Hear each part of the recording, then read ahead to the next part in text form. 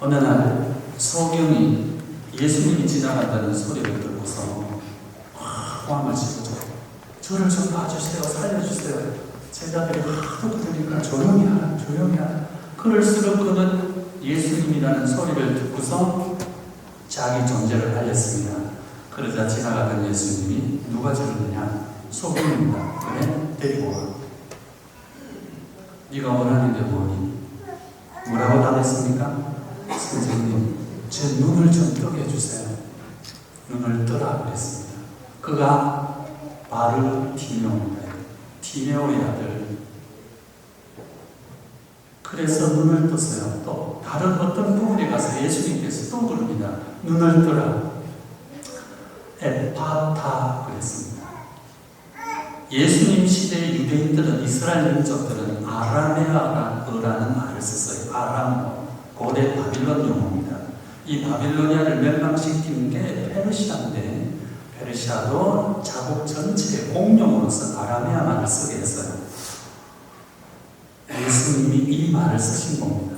그런데 복음을 전한 12제자들은 예수님의 일대기를 그린 신약 성경이 그리스 말로 쓰여졌어요.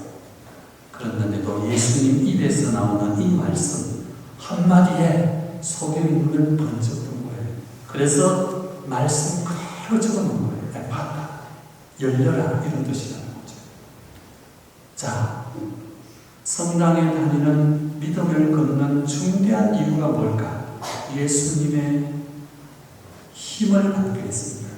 힘을 느끼기 위해서, 힘을 얻기 위해서 여러 가지로 표현할 수 있습니다.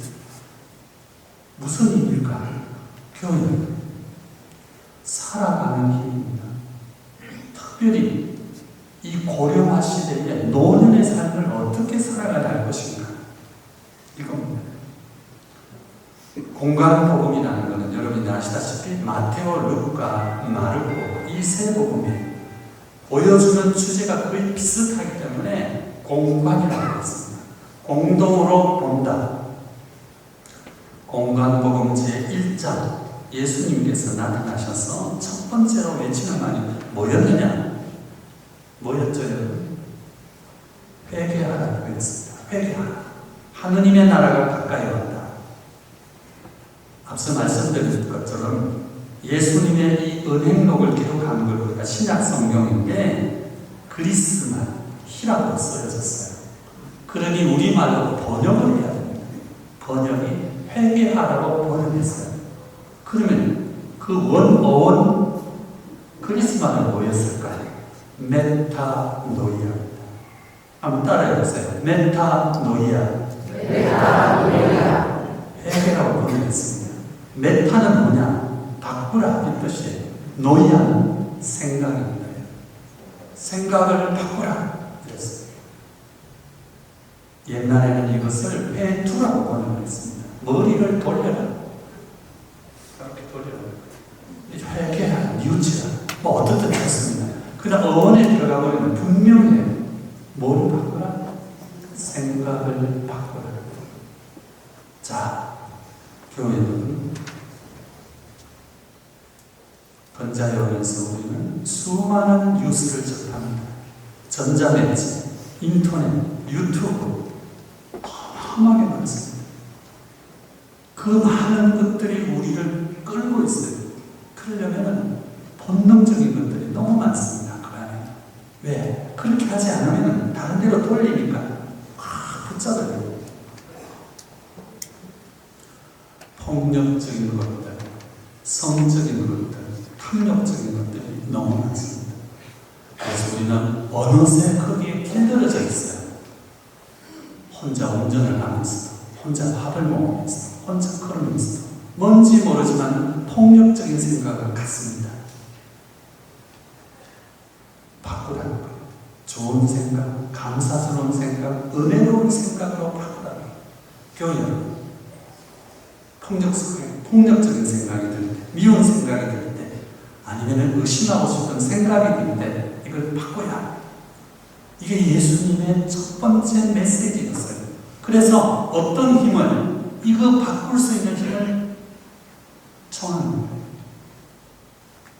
생각을 바꾼다. 또 내가 폭력적인 생각을 합니다.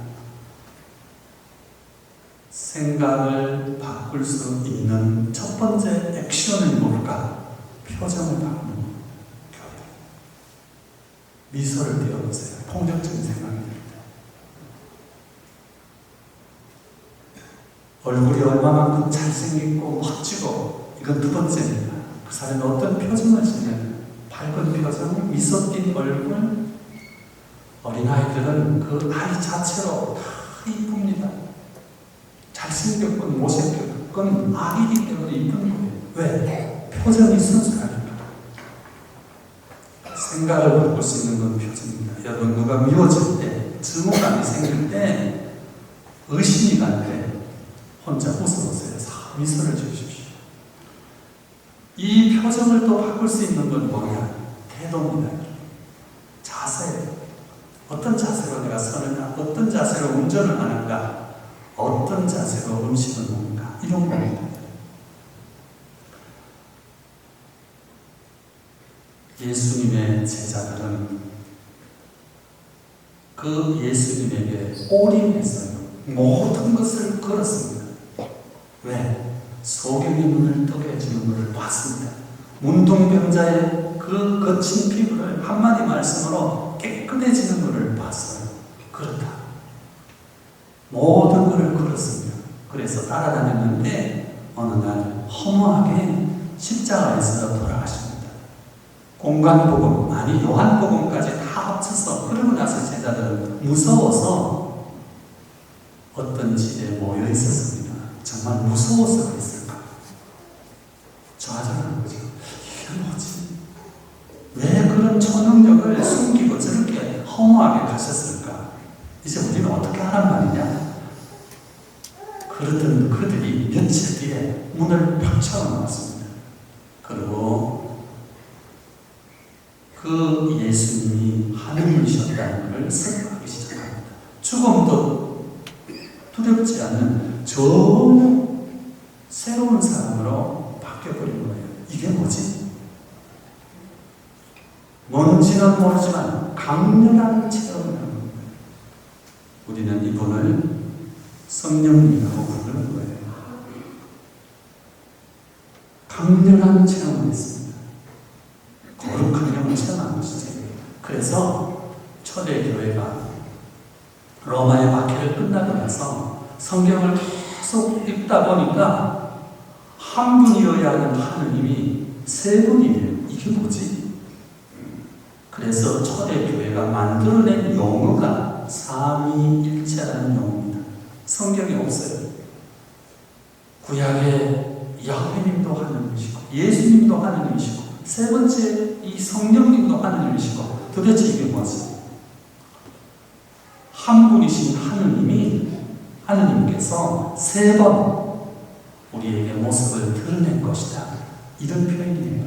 처음에는 이스라엘이라는 민족에게만 당신 모습을 드러냈습니다. 그래서 그들은 야훼라고 불렀어요. 주인이라는 뜻입니다. 주님이라는 뜻이에요.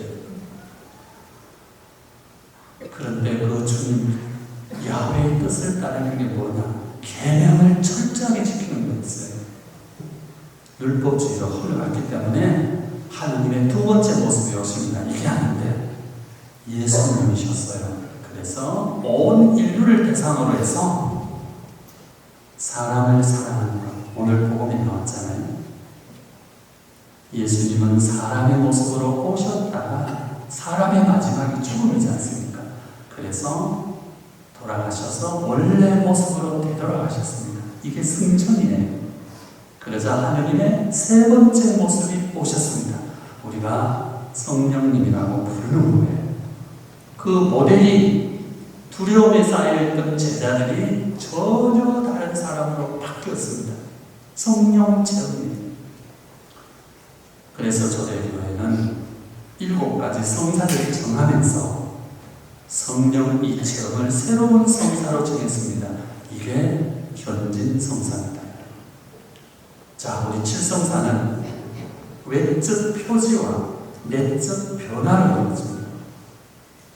세례성사, 영세를 말하자는 세례성사의 세자는 씻을 세자입니다. 손을 씻는다 세수, 얼굴을 씻는다 세면, 예전에는 강으로 가서 온 몸을 물에 잠궜지만 이제는 상징적입니다.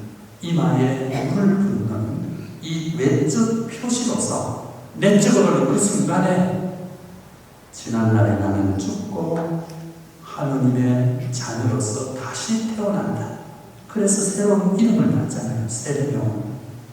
견진도 마찬가지입니다. 이제 주례사제가 견진 받으시는 이마에 거룩한 기름, 성목요일날 교장 주교님이 축성하신 성류를 이마에 바릅니다.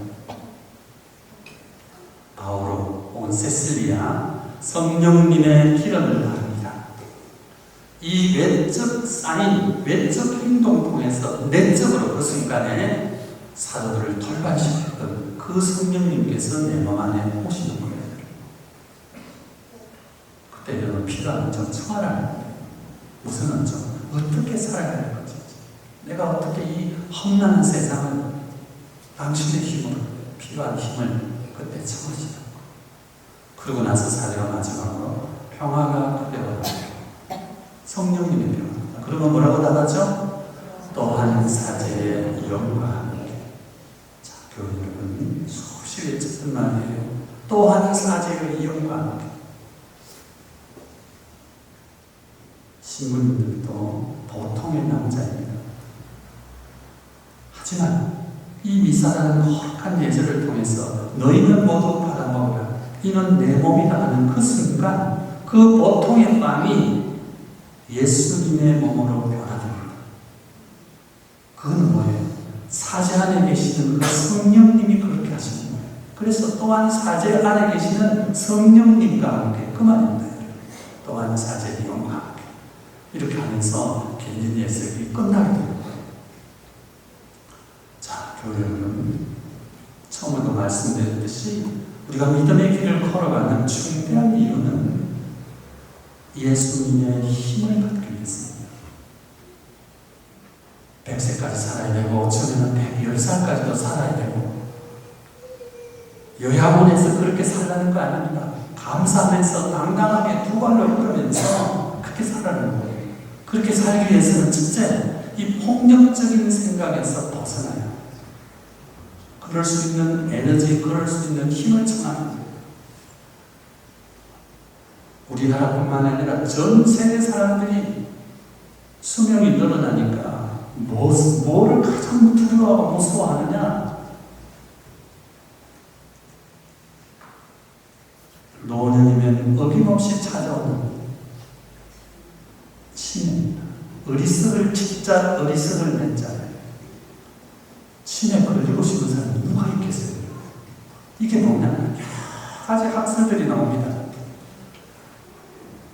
그런데 가장 공통된 의견 중에 하나는 뭐냐? 우리 한국말로 하면 한이 맺혀서 그렇습니다. 한이 맺혀서. 보고 싶은 한, 증오하고 싶은 한, 한이 막 맺혀 있습니다. 한을 영어로 표현하면 뭔지 아세요? 몰라도 됩니다. 스트레스입니다. 스트레스가 한이에요. 현대어로 또 표현하면 뭐야? 상처입니다. 내 몸 안에 상처가 어린 시절의 상처, 젊은 시절의 상처, 배우자가 주는 상처, 자식이 주는 상처, 신부님이 주는 상처. 그 상처를 남아서 나중에 내 의식 세계가 가물가물해지면은 이 안에 있는 무의식이 나오는 거예요. 이게 치매입니다.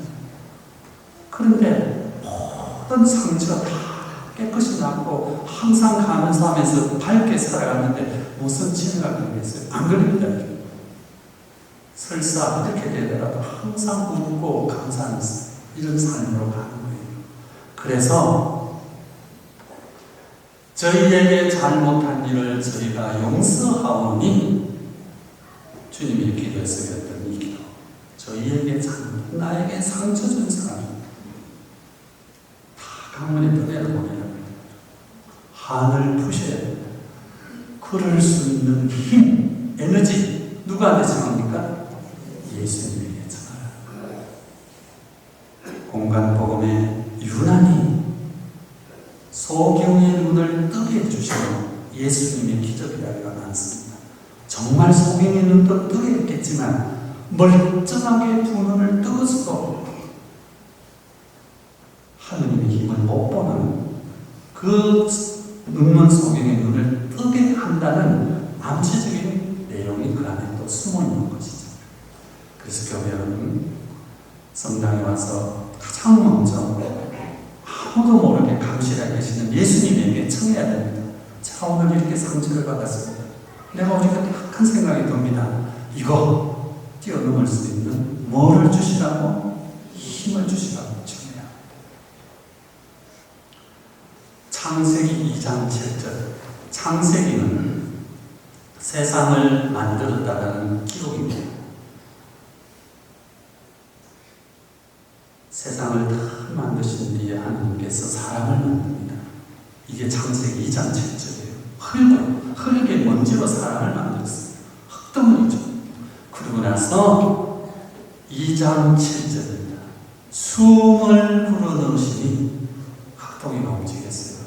피와 살이 통하는 사람으로 바뀌었습니다. 그래서 그를 아담이라고 부릅니다. 아담의 어원은 사람도 되지만 흙도 되는 거예요.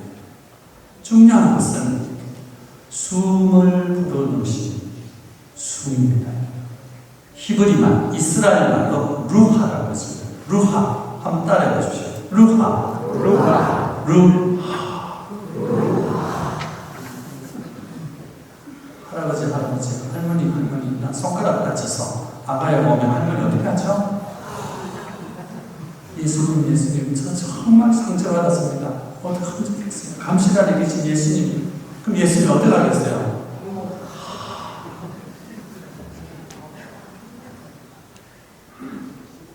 로마인들이 지중해 연합을 다 장악을 합니다.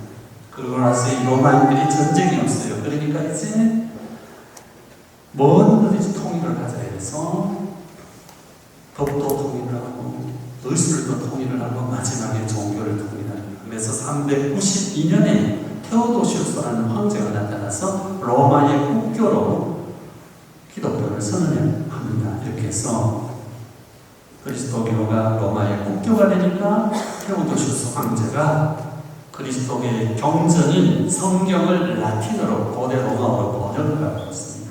그러자 이걸 하신 분이 성 예로니모 스님과 그 제자들이었어요. 예로니모 스님이 루하를 뭘로 번역할까요? 하느님의 숨을.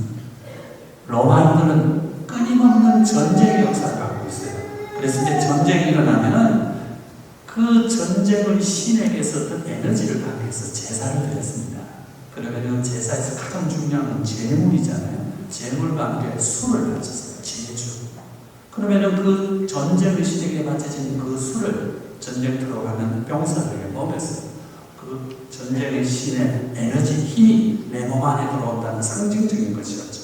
그래서 죽음을 불사하고 용감하게 싸웠어요. 술이 떨어지면 전쟁터에서 사단장이 또 전쟁의 신에게 제주, 술을 갖다 놓고 제사를 바쳐서 그 전쟁의 신의 에너지, 힘, 막강한 파워를 지닌 병사로 돌려낸다고 생각했어요.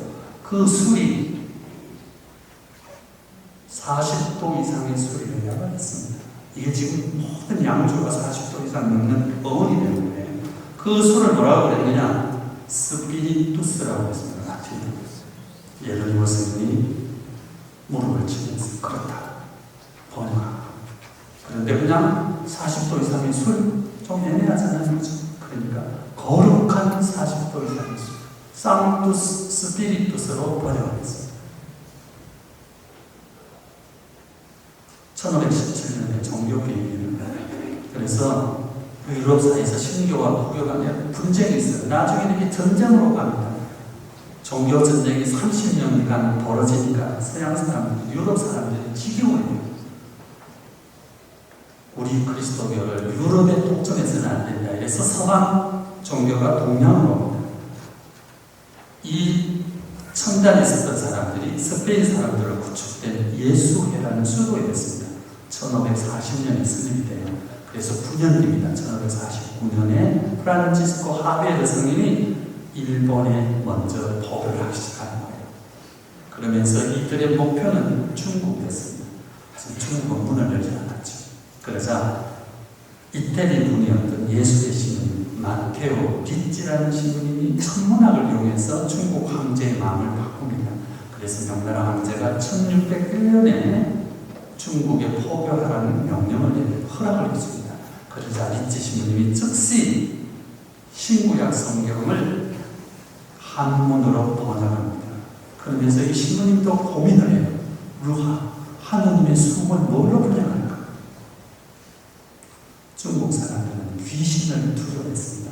그래서 귀신으로 번역을 한 거예요. 근데 어떤 귀신이겠어요? 거룩한 귀신, 성신으로 번역을 한 거예요. 옛날에 우리가 성부와 성자와 성신의 이름으로 이렇게 했습니다. 기억하세요? 네. 그러다가 1977년에 쌍칠년에 개신교와 가톨릭이 합작으로 공동으로 성경을 번역했어요. 공동 번역. 그때 우리가 성신이라는 우리 영어를 개신교 영어인 성령으로 받아들인 겁니다. 이렇게 된 거예요. 어원의 역사는 이렇습니다. 가장 정확한 번역은 제가 볼 때는 숨이에요. 야훼 하느님께서 숨을 불어넣으시니 그 흙둥이가 피와 살이 통하는 사람으로 바뀐 거예요. 온갖 근심 걱정으로 차 있다면 내 몸이 한번 숨을 불어넣으시면 내가 바뀌는 거예요. 내 몸 안에 온갖 질병이 들어있다 할지라도 성령님께서 오시면 다 이겨낼 수 있습니다. 이 강렬한 체험을 성사와 함께 견진성사입니다. 자, 오늘 견진 받으시는 분은 어떻게 노년을 살아야 할지 걱정하지 마십시오. 그분이 숨을 한번 불어넣으시면 다 바뀝니다. 그 외적 표지가 이제 기름을 바르는 거예요. 내적 표지로서는 성령님이 내 몸 안에 오시는 거예요. 어떻게 노년을 살아야 할지, 내 자식 안에 있는 문제, 직장 안에 있는 문제 다 맡기세요. 그리고 마지막 기도, 감사합니다. 예수님. 감사합니다. 성문이 이렇게 바뀌어야 됩니다. 생각이 마음을 바꿉니다. 오늘날 너무 폭력적이고 이상한 추설적인 그런 뉴스들이 너무 많습니다. 속지 마세요. 삶은 축복이고 하느님께서는 모든 것을 다 우리에게 주시면서 정말 기쁘게 감사하며 살아갈 것을 원하시는 겁니다. 그대가 원하는 것이 무엇이냐? 예수님, 제 눈을 뜨게 해주십시오. 에파타, 눈을 뜨라. 그러자 소경이 눈을 떴습니다. 그가 어떻게 살아갔을까? 누구 말을 듣겠어요? 철저하게 예수님의 말을 듣고 기쁘게 감사하며 살아갔을 겁니다. 자, 오늘 이 미사를 통해서 새롭게 살아갈 수 있는 힘을 청하시고, 우리의 노년은 축복이지 절대로 저주가 아닙니다.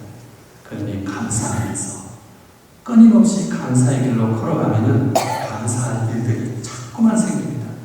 그럴 때 우리는 표정이 바뀌는 거고 삶을 대하는 태도도 바뀌는 거예요.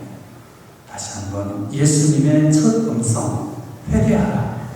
하느님의 나라가 가까이 왔다. 생각을 바꾸어라. 하느님의 에너지가 네 곁에 있다. 이 말씀입니다. 자, 오늘 견진 받으시는 분 다시 한번 피로하는 정정하시고, 우리 그냥 공동체에 오시는 많은 분들에게도 주님의 크신 축복이 가득하리라고 저는 믿습니다. 감사하면서 또 감사할 것 한두 가지 꼭 끄집어내면서 오늘 미사 열심히 봉헌하도록 합시다. 모두 이제 제가 끊어버립니까? 하면 끊어버립니다. 믿습니까? 하면 믿습니다. 이렇게 응답하는 신앙 고백을 하겠습니다. 모두 자리에서 일어나겠습니다.